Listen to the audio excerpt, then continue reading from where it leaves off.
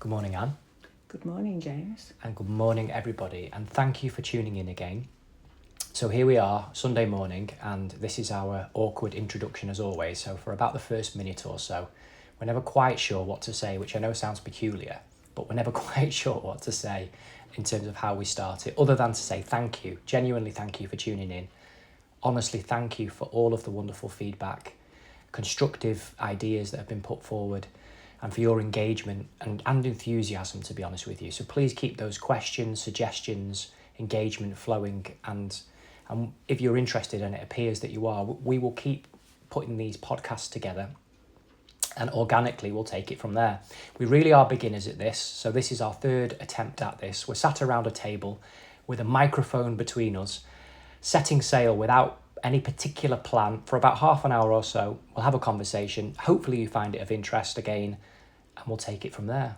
Does that sound okay, Anne? That sounds fine. Okay, well, introduction out of the way. Thank you, everybody, and off we go.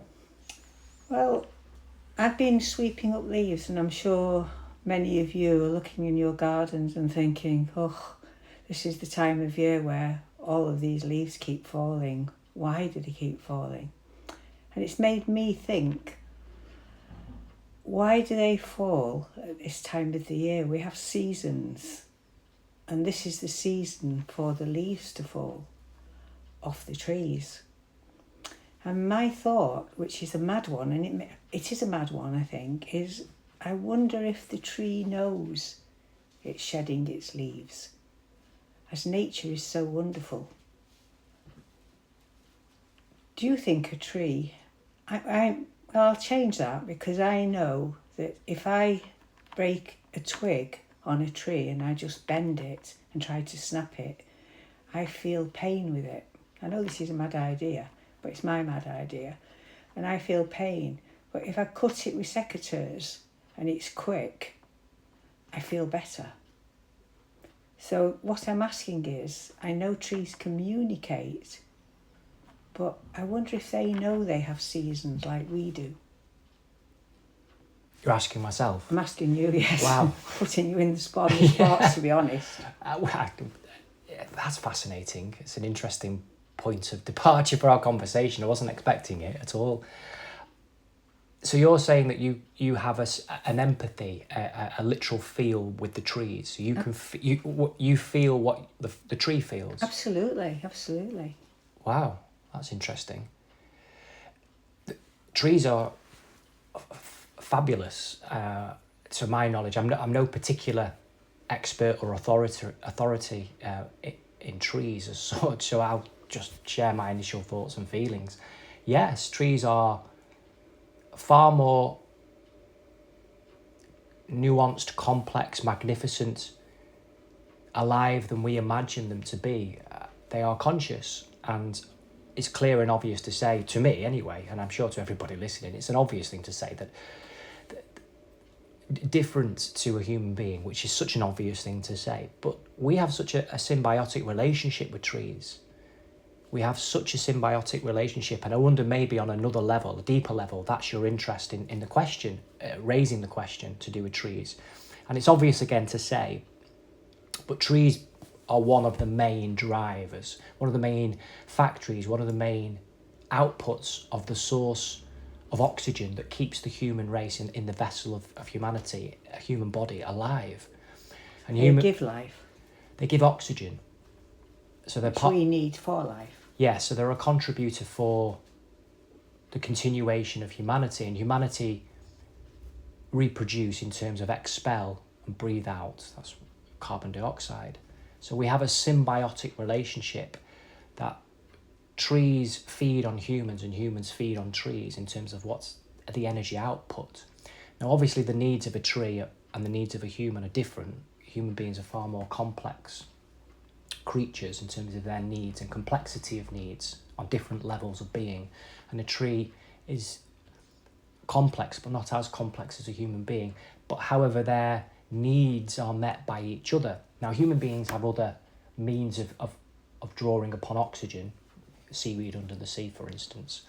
But again, that's still a form of nature, a form of a symbiotic relationship with the environment and the world that we live in. So I suppose the inverse question is interesting to pose as well, rhetorical for now, but do trees feel what you feel? Do trees feel what I feel? And for everybody listening, I wonder if trees feel what we all feel together. I don't have an answer for that, or I certainly am not going to maybe explore it as an answer now, but I do think that's an interesting question to ponder, to think upon, that symbiotic relationship, that kinship that we have, how deep that runs. Trees communicate with each other underground. They have the most, akin to a nervous system. So the roots of a tree send out signals that communicate to other trees in the area in terms of nutrient levels, sickness, growth, whether a tree is in distress or dying. It's fascinating. Now, just to be clear, I'm not an authority, I'm struggling with that word this morning, apologise. I'm not an authority on trees, and I don't have a specialist knowledge at all. It's just a feeling and what I sense and know in myself, to be honest with you. But we have such a fascinating relationship with trees. And in the most basic of levels, no trees, no oxygen, and no conditions for life as we know it. So they are sacred to us, like other facets of life are sacred to us being humanity. So yes, I feel and know that trees do know that they shed their leaves. They have an awareness of it, like we would have an awareness of our growth.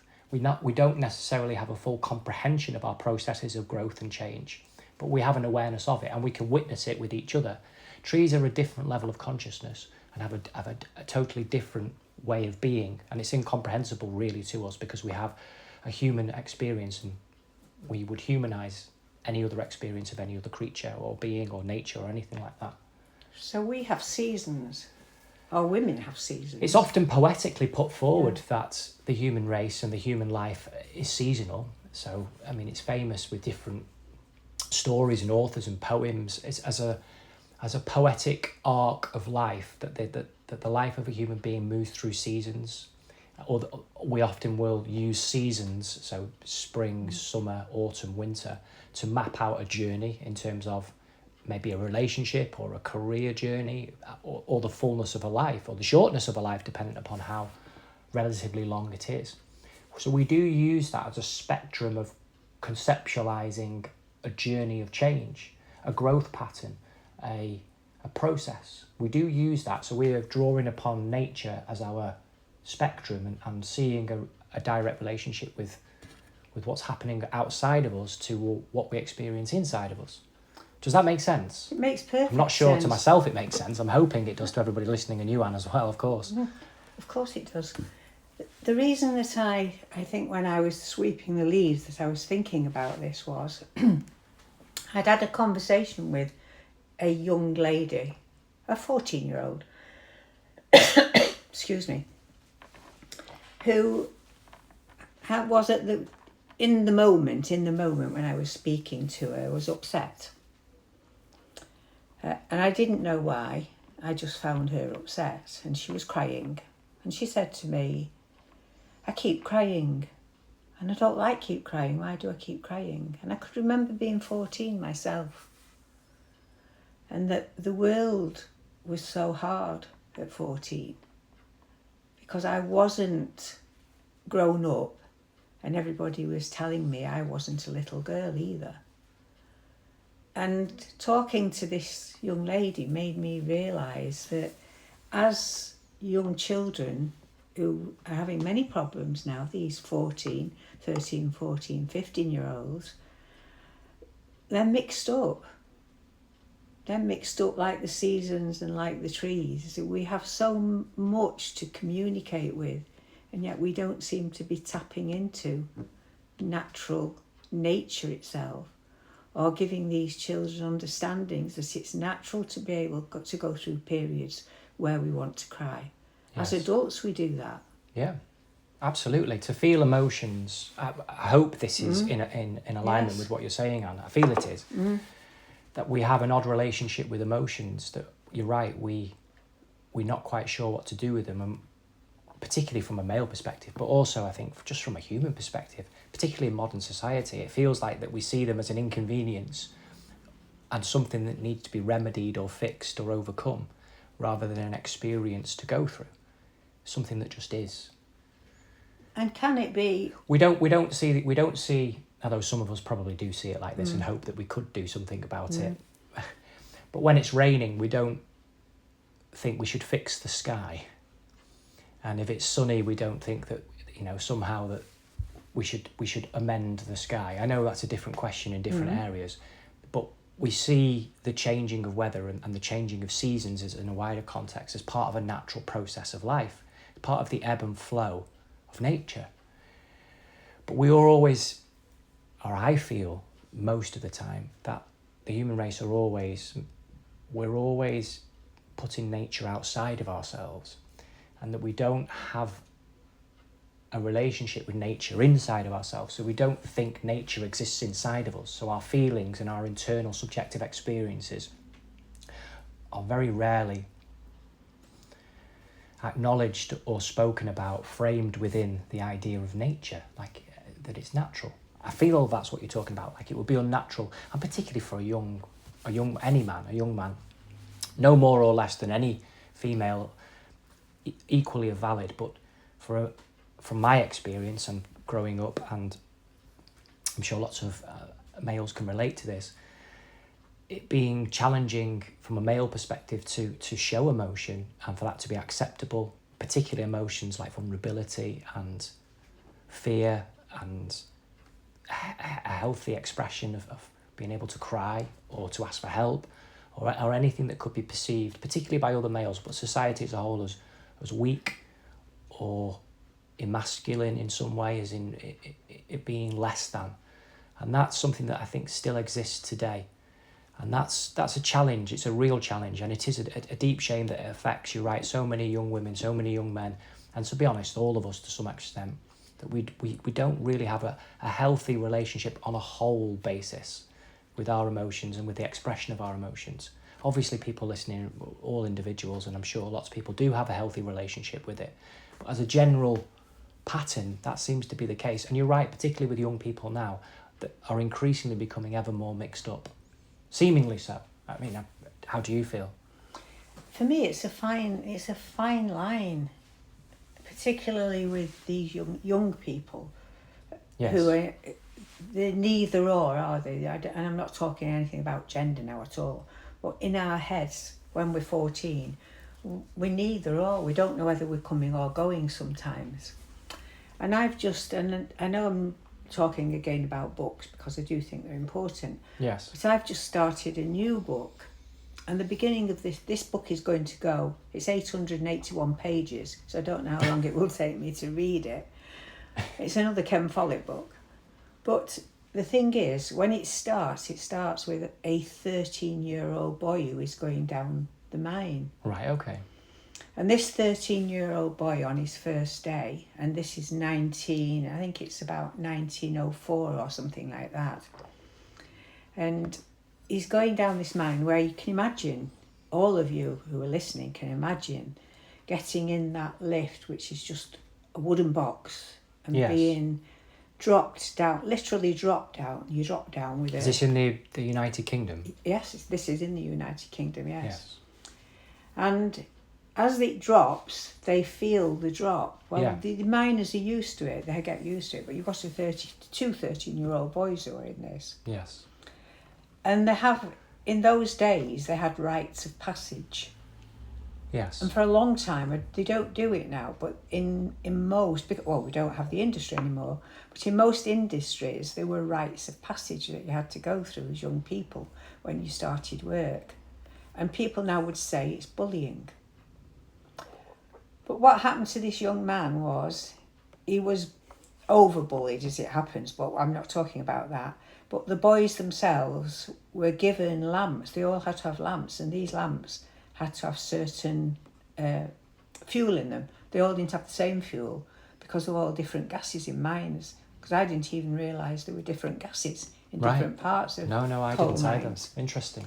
That can either kill you by taking the fumes in. I've heard of or ones just- like carbon monoxide Yeah. and such like. No, there's more than that. And the canaries down the mine. That's right. Yeah. and the horses, of course. All right. They had they remember. So horses went down the mine as well? They had horses, lots of horses, because how could they take the coal from one place to another? So the horses pulled the trucks. Wow. So when there was a fire, they had to have a water truck. Yes. That a horse had to pull. And that horse had to pull it into fire. Okay. Sometimes the horses got burnt. Right. I'm not talking about that. Okay. But what I'm talking about is these boys were given lamps with not enough fuel in them. On purpose? On purpose. Right. This is within the first day or a couple of days. Okay. And then they were left, given a job in the mine, like shovelling up the coal dust. Because you can't, all the coal dust, imagine the coal dust that would build up in a mine and you're in pitch black. Yes. So they had to shovel it to get to lower levels. Okay. So what happened was the boys were then left for half an hour. Yes. With these lamps, or an hour, and the oil went out.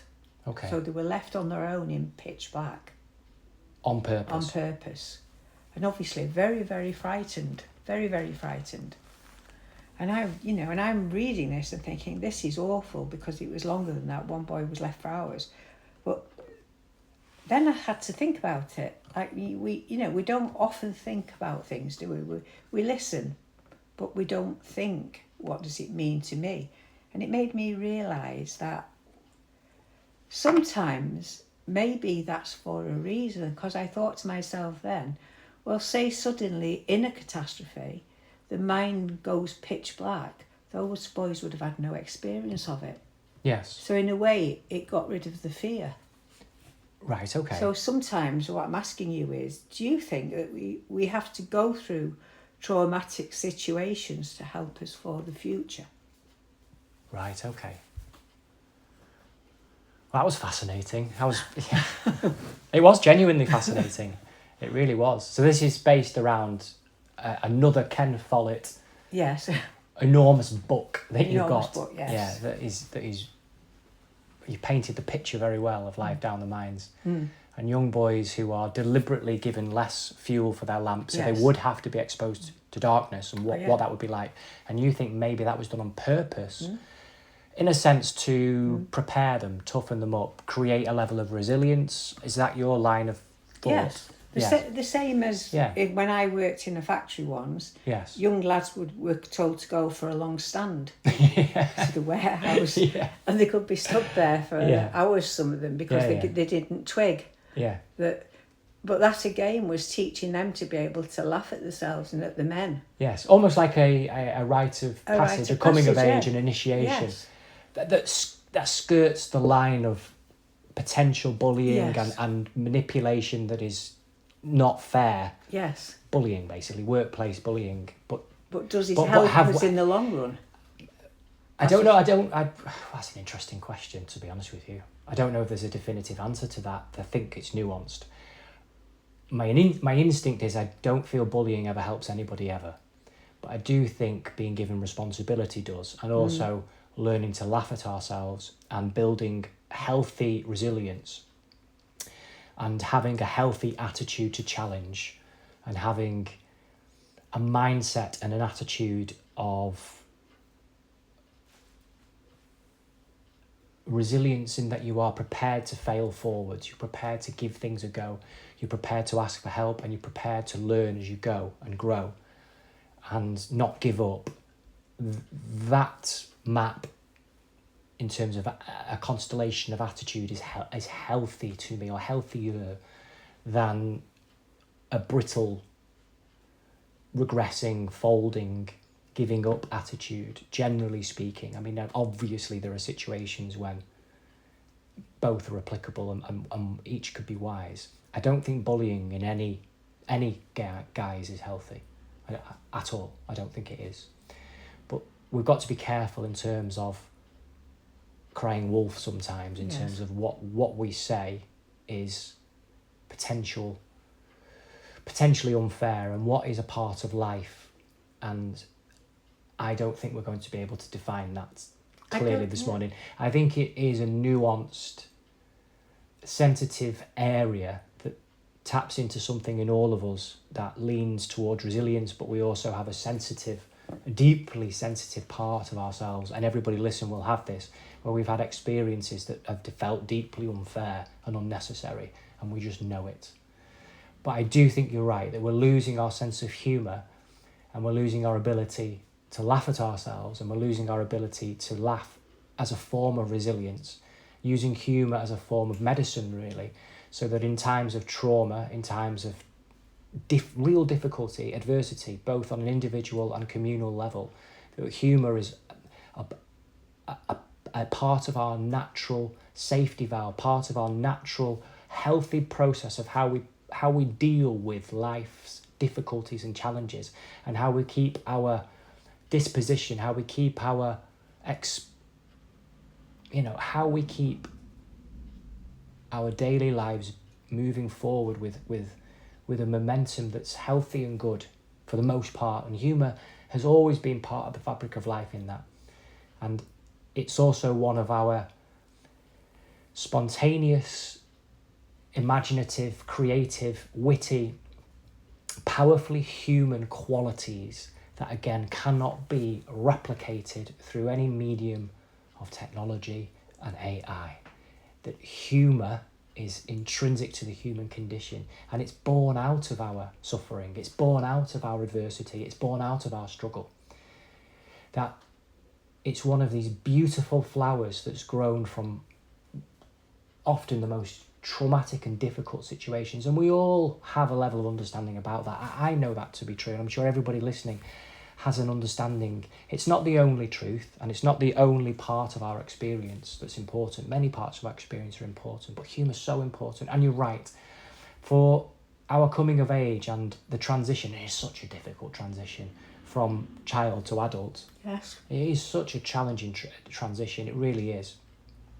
That brings me though to, you saying that brings me to, like you're saying, is we need humour, we don't want to be bullied, but do we want to be scared sometimes? Because we have our Halloween party coming up.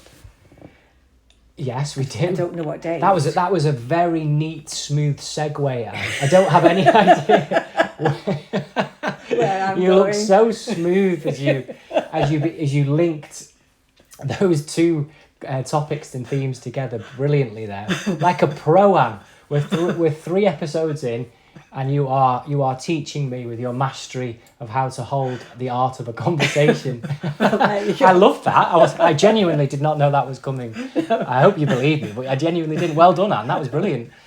Do you really want? Yeah, go for it. Follow on. Yeah. So our Halloween party's coming up. It is. Yes, it is. Where we're hoping for people to have that feeling of, oh, there's a skeleton, because we dress up the hall. Not beautifully, it's not. You can't say it's beautiful when it's Halloween. It's beautiful if it's Easter, but we have. It's full of colour and imagination and skeletons, cauldrons. We even have a cauldron that lights up, and the children's eyes and faces when they come. Yeah. So sometimes or going on a ghost train. If we go on a ghost train, sometimes we are scared. Yes. And we put a lot of effort into it, but when is our next one? Because we've got one coming up, haven't we? We should mention it now. You've beautifully brought it up.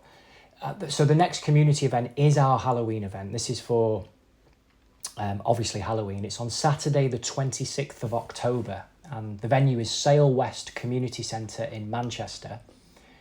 And it starts at 2:00, and it'll be running the party. The afternoon community event will be running until 4:30, and it's a family event. But that doesn't mean that it's just for children. It's for anybody and everybody. So any age, any generation, any person, any background, anywhere, everybody, no matter who you are, where you're from, how you think, everybody's welcome at our events in the spirit of community and the spirit of healthy fun. That's what we're talking about. That's what's happening. And again, I mean, it's such a fine line, isn't it? And we probably haven't got enough time today. It potentially, as we talk about the community of party moving forward, about a healthy fear in terms of surprising ourselves and having being shocked a little bit and being a little bit afraid gives us a sense of excitement and a thrill of being alive.